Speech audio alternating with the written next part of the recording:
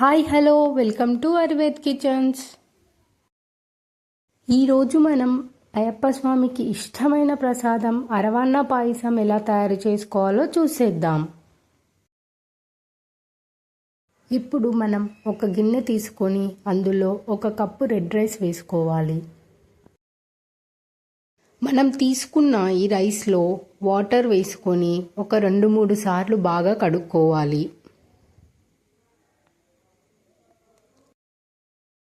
ఇలా మనం కడిగి పెట్టుకున్న రైస్ని ఒక 10 నిమిషాల పాటు నానబెట్టుకోవాలి. ఇప్పుడు మనం ఒక కడాయి పెట్టుకొని అందులో ఒక టేబుల్ స్పూన్ నెయ్యి వేసుకోవాలి. నెయ్యి వేడెక్కాక అందులోకి మనం పచ్చి కొబ్బరి ముక్కలను వేసి వేగించుకోవాలి.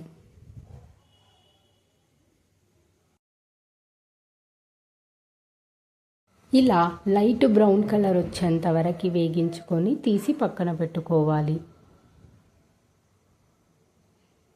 అలాగే ఇప్పుడు ఒక 10 కాజులు వేసుకొని గోల్డెన్ బ్రౌన్ కలర్ వచ్చేంత వరకు వేగించుకొని తీసుకోవాలి.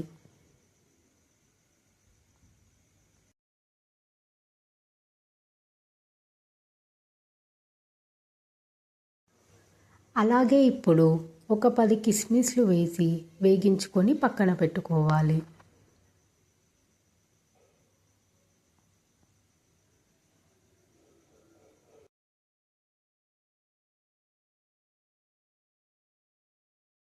ఇప్పుడు అదే కడాయిలోకి మరొక టేబుల్ స్పూన్ నెయ్యి వేసుకొని కరిగించుకోవాలి.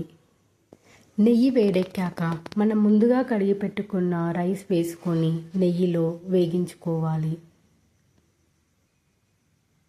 ఇలా ఒక 2 నిమిషాలు నెయ్యిలో రైస్ని వేగించుకోవాలి.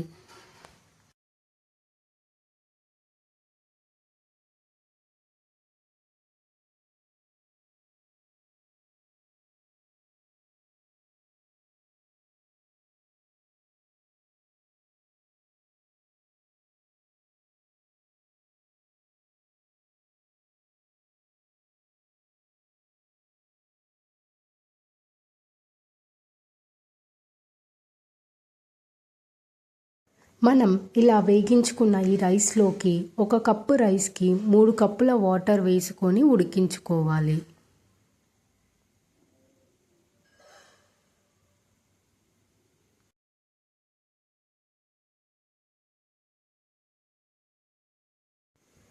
ఈ రైస్ ఉడకడానికి మనకు కనీసం 30 నిమిషాల టైం పడుతుంది. ఈ రైస్ ఉడికే టైంలోనే మనం బెల్లంను కరిగించుకోవాలి.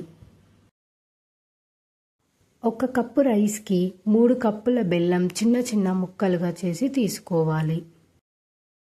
ఇప్పుడు మరొక స్టవ్ పైన ఒక కడాయి పెట్టుకొని ఒక గ్లాస్ వాటర్ వేసుకోవాలి. వాటర్ వేడెక్కాక అందులోకి మనం ముందుగా తీసి పెట్టుకున్న 3 కప్పుల తాటి బెల్లం వేసుకొని కరిగించుకోవాలి.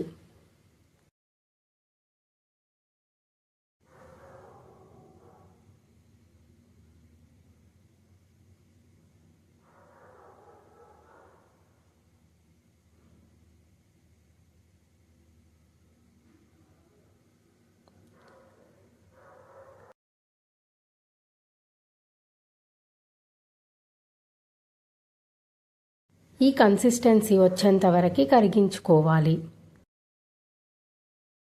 ఇప్పుడు మనం ముందుగా పెట్టుకున్న రైస్ని చూసి ఒకసారి కలుపుకోవాలి.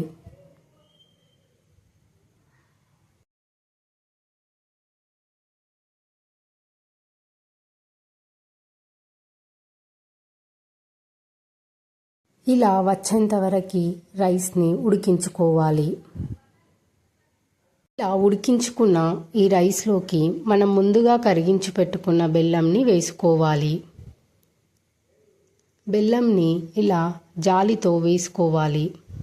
ఎందుకంటే మనం కరిగించుకున్న బెల్లంలో రాళ్ళు కానీ చెత్త కానీ ఉంటే మనం చేసుకునే పాయసంలోకి వెళ్ళకుండా ఈ జాలి సహాయంతో బయటికి తీసేయొచ్చు.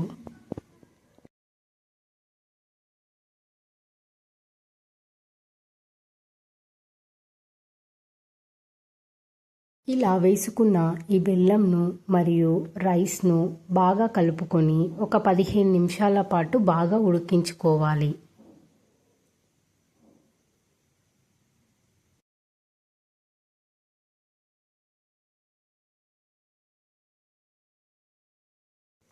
ఈ కన్సిస్టెన్సీ వచ్చేంత వరకు ఉడికించుకోవాలి.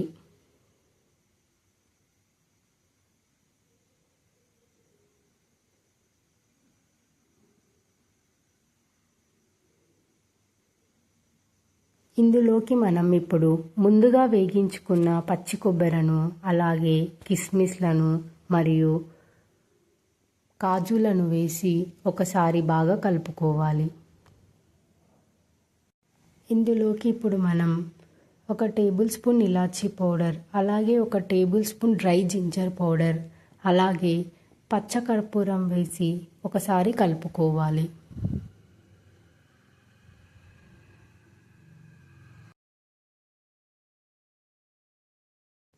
ఇప్పుడు ఇందులోకి ఫైనల్గా 1 టేబుల్ స్పూన్ నెయ్యి వేసుకొని బాగా కలుపుకోవాలి.